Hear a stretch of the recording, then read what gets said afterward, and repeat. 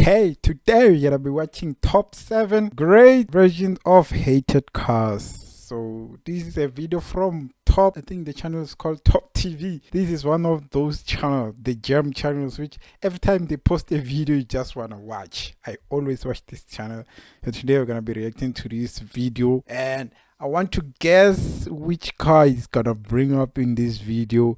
I think the car that is most famous that gets hated, I think, is the G8 BMW M3 because of the kidney grill, whatever. I think it's gonna compare it to the normal M340i because that car has a normal grill, has a BMW normal grill, unlike the G8. So I think that car is gonna be in this video. Okay, let's see. Hate. I hate you, and especially hate. Okay, that one's kind of a. Okay, this is the Duke. Okay, I don't know this car, but I know the normal Duke. I know people hate this car and they call it ugly. I think it's gonna say this one is great, but it's still ugly though. Doesn't change anything. It's still ugly, even though they gave it a white body. I don't think that does it justice. It's better than the normal one, but still ugly. Amazing. What's up, guys? Stipe here with a list of the greatest versions of otherwise hated cars. Let's go! The Pity Cruiser GT. In the past decade and a half, it became so popular to hate on the PTC that by now, it had eaten more shit than a toilet bowl at Taco Bell. Even non-car people were dumping on it. But it... Okay, this car looks like those kind of cars they used at funerals. Like, come on. Who even designed this car? Like, what were they thinking? Like, when I was young, I used to see this car, I was like, nah, even if I had the money, I would never buy this car. Look at it. It looks like a hearse. Wow. This is the ugliest car. Didn't start like that. When it first came out, the PT Cruiser was named the Car of the Year by Motor Trend. Boomers were paying over the sticker just to get one, and Chrysler sold over 1 million of them. But then, gradually, as with Nickelback, it became cool to hate on it. It's a grandma's car. The plastics are cheap. It's ugly. It's slow. It doesn't handle well. It uses too... I think it deserves the hate. Like, come on. If you're gonna design a car, make it look like this, I think it deserves the hate. Okay, not hate, but I don't think I know a single person that will like this car. I think even if you gave it, you gifted someone for free, I don't think they will even take this car. Okay, me, I'll take it, but I'll sell it. Much fuel, the engines were crap, it shares the platform with the shitty neon, yada yada yada. You get the idea. But remember when Dodge came up with the neon SRT4 and suddenly that was a great car? Holy shit! Well, the same thing kinda happened with the PT. Yeah, the sporty exterior didn't make much difference in the looks department, but that's okay since the real beauty lay under the hood. It received the same engine as the SRT Neon, and let me tell you, it was da bomb. Not too big, but loud and angry. The GT Cruiser also had bigger brakes, upgraded suspension, performance exhaust, you know. I think they should have just made the visual part different, not the inside of the car. I don't think even if you put a V8 on this thing or a V12, I don't think people will still like it. They will like the engine, but I don't think, especially people who don't even know about engines, maybe they should have just changed the exterior, not the whole inside. Shebang. But the best thing about it was there are tons of even better aftermarket parts that turn it into the ultimate surprise machine. Surprise, motherfucker. Nissan Juke R. Yeah, the Juke. On a list of things I would rather do than own a Nissan Puke is stuff like punch my little niece, subscribe to KSI, and have syphilis? Yeah, definitely. I'd rather have syphilis myself than have a car that has elephantitis. And not only because of the looks, but Okay, I think have syphilis? Yeah, definitely. I'd rather have syphilis myself than have a car that has elephantitis. okay. I thought the front was much better than the Duke R, but nah, still. If they got rid of those tail headlights, maybe it would have been better. Like, what? It looks like a bug.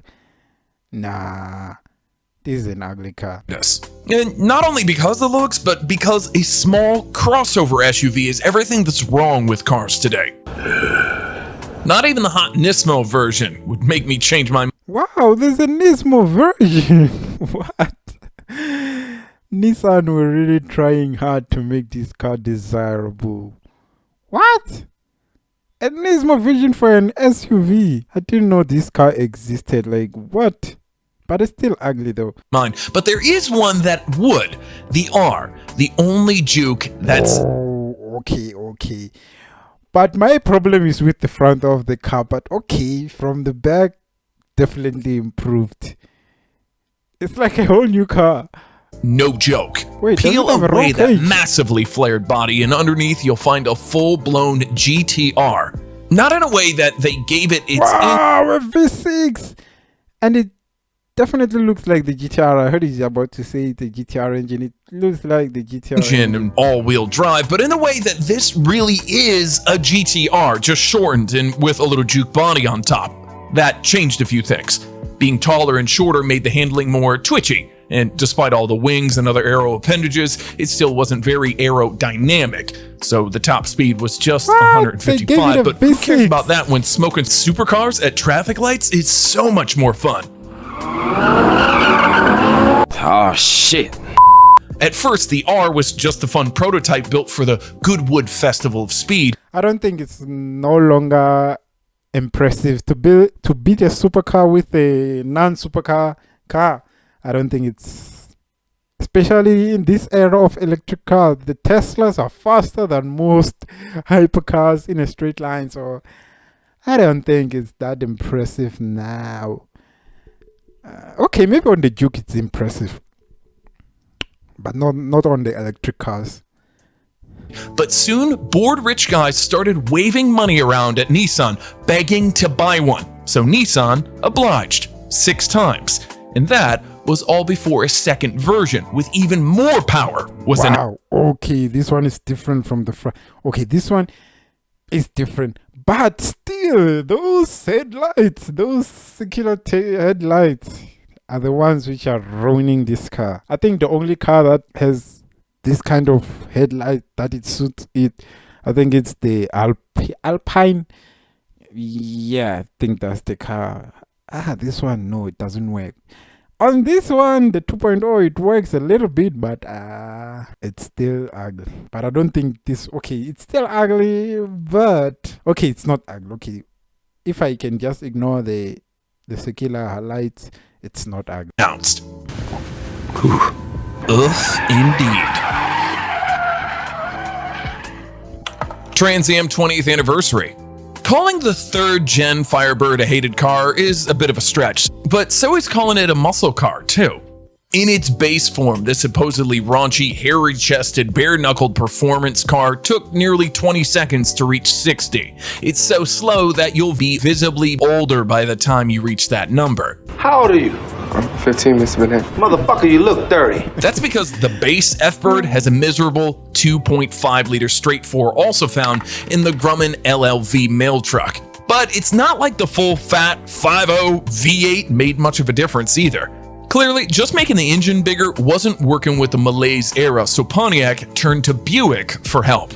They had that boxy GNX, which at the time was the fastest accelerating car you could buy in America. Not the Corvette, not even the Ferrari F40. This, and it's all thanks to that. The first time I saw this car, I think I saw it, it was the Fast and the Furious 4 at the beginning of the movie when they were hijacking the petrol truck. They were hijacking it. I thought it was a Camaro because it looked like a Camaro from the front. Like, I thought it was an old school Camaro until I saw the old school one. I was like, okay, This is just a Buick, not a Camaro. A McLaren-tuned 3.8-liter V6 with a turbo that's bigger than my head. McLaren engine. Needless to say, with such a firecracker under its hood, the Firebird Trans Am was not only transformed, but it was also made even Okay, this car's situation is different from the Duke. This one is not ugly.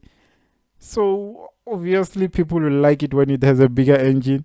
But on the Duke, some people will still have second thoughts on that car. faster than the GNX from before.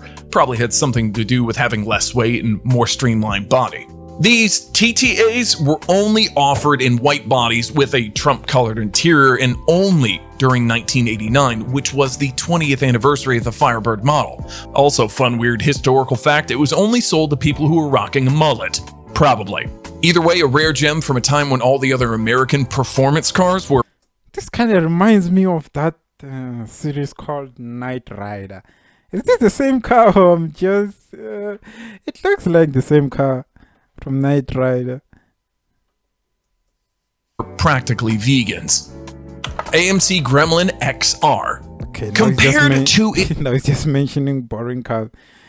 I don't even know these cars. its rivals, the AMC Gremlin was Oh!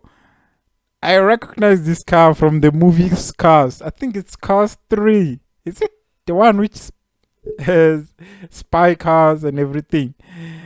I remember this car from that movie, Cars 3. It was one of the villains' car. I remember this car. The shape of this car, I remember.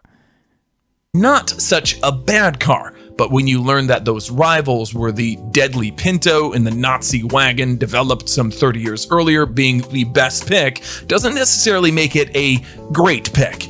It would be like picking the best guy to date out of these three.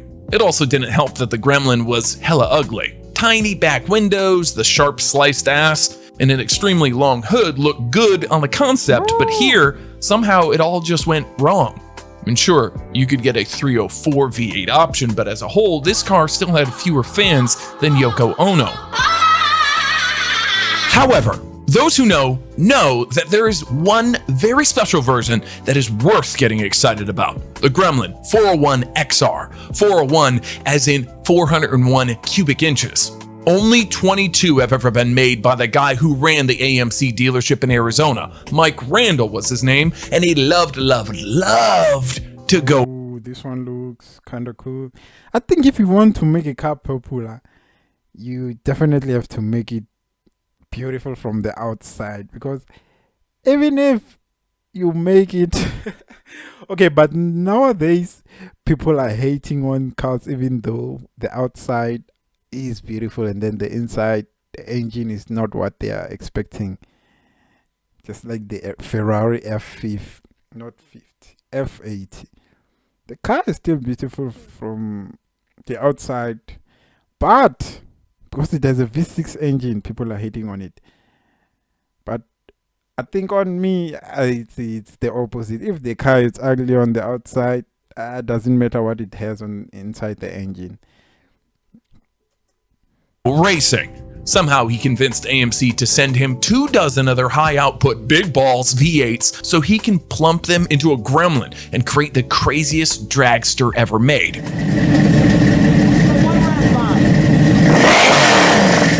Damn. It growled, it burbled, it gurgled, and if you were quick enough with shifting the gears, it would do a 13.9 down the strip. That's Hemi Cuda kind of fast in a hatchback. VW Beetle RSI. Oh, I've made fun of the old Beetle for being... There's a color vision of the Beetle. I didn't know. I recently saw a picture where they've edited the newer Beetle with the GT3 RS wing, bumper, and headlights. It kind of looks cool. I wonder if some YouTuber out there will definitely convert it into the GT3 RS, the 9921. this and that, but honestly, it was still better than its successor. For example, the old one was really cheap. Even if you were a smelly hippie performing on the street, guess what? You were still earning enough to buy one. The same just can't be said about the fashion accessory that was the new one. The original was also surprisingly practical for such a small car. The idea to move an engine to the back freed up a lot of space for everything else, to the point that it was bigger on the inside than outside. But basing the new one on the front engine Golf platform. No, this isn't the new one. This is old. There are newer versions. This one was ugly. This car, if you look at it from the side profile, you wouldn't know which side is the back, which side is the front. You wouldn't even know. And then putting the super sloped arching roof didn't leave much room in the trunk or in the back seat. It was style over function. So really the new Beetle was more of a shit Beetle, except for the evil RSI. Okay, what? That's definitely a makeover. Like, what? No way. It looks way different. It looks like a completely new car. My version. That one had a big ass wing plus a style over front engine Golf ever seen. The hippie face gone. The interior was I version. That one. Whoa! Look at that. It even has a V6, or it's just the number plate. Wow! Even a big wing. Okay, this. Maybe that picture I saw where they were turning the newer one into a GT3 RS. Maybe they took the idea from this one, because it has potential. Had a big ass wing plus a smaller one just above it for good measure. The beefed up body was wider than that of Adam Driver, while the interior was packed with carbon fiber, racing seats, shift lights, and the stubbiest little gear stick you've ever seen. The hippie vase? Gone. Screw your little flower power. This Beetle is all about horsepower, which came from VW's brand new 3.2 liter VR6. All-wheel drive too. Only 250 were ever made, and the cost for one of these was the same as for 2 Boxsters. Today, however, the RSI is worth 10 of those Porsches. Damn good deal. Smart Crossblade. The Smart 4.2 is not the kind of smart solution for city driving that it claims to be. I mean, sure, there are benefits to being small, but that's only up to a point. Once you start losing some of the basic versatility, you've gone too far. And Smart absolutely did do that. I'm not lying when I say that the 4.2 is less practical than a supercar, and we all know how completely unsuited those are for. What is this guy doing? Like, nah, buddy. Just buy a truck. What? A Murcielago with a trailer. Especially a trailer like that. No ways. For daily driving, but somehow this is different? Get out of here. And also, don't give me that BS about parking it sideways. You still have to pay for the entire spot. Having said all that, I do like that Crossblade version a lot. Not only does it embrace its impracticality, it runs wild with it. Crossblade has no roof at all. It's not detachable or tucked away. Does not exist. No windshield, windows, or They just made the car worse. Like, what? They just chopped the roof and the doors. Why? What about when it rains? So you can't use the car when it rains. Nah, I think this car should be the one which is hated, and the other one should be the one which is loved. This should be the opposite. Doors either, just some beams to keep you from falling out of it. The way it's open, it's like a Jeep Wrangler, except, I can't believe I'm saying this, the Smart is less gay. They should just use it as a golf cart, at least. Not a car. Gay! Inside, all materials were made waterproof, just in case you were caught by the rain or some drunk guy pisses all over it.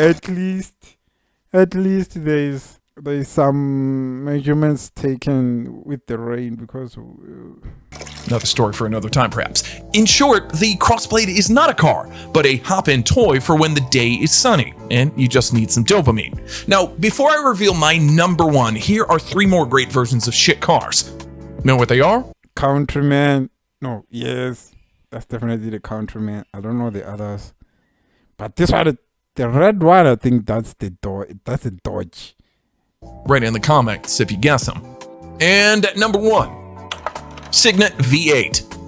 I can't believe I'm talking about the fucking Signet again. On its own, the AM Signet is not a bad car. Toyota's reliability, luxurious plush interiors, and Aston Martin's attention to detail are all great.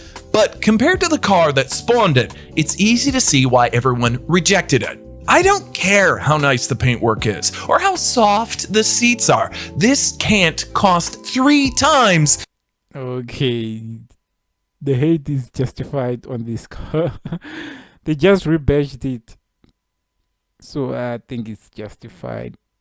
You can't just rebadge a car and then increase the price. What? Just for the badge, because it's an Aston Martin now, it has to cost way more. As much as the Toyota IQ.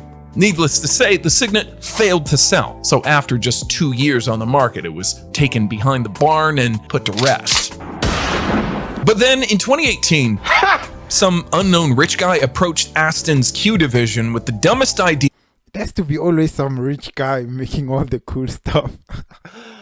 Even the VW Beetle, I think it's the same thing. Oh no, the Juke R 2.0. It's the same thing. Some rich guys wanted it, so the manufacturer had to make it. Same with this car. Yeah, and the biggest check. I'll pay you up to $500,000 of your British dollars if you build me a Signet with V8 on this little car. V8 from the Vantage S. Why, that sounds delightful. And here's what they came up with. The Signet V8. Compared to its obvious rival from Nissan, the Aston is an even smaller car, but has a much bigger engine. That's a recipe for a quick funeral, so the brakes, the wheel suspension... Oh, it kind of looks hard on this side. Okay, they just gave it a wide body exhaust and the engine. Transmission were from the Vantage 2, and a roll cage was installed to keep it from twisting itself under acceleration.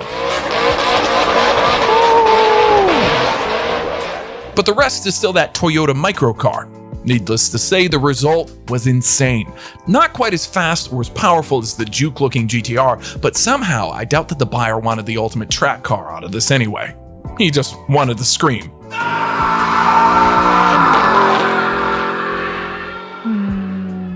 And that's all I've got for you this time. Go watch something else now, and I'll see you in the next one.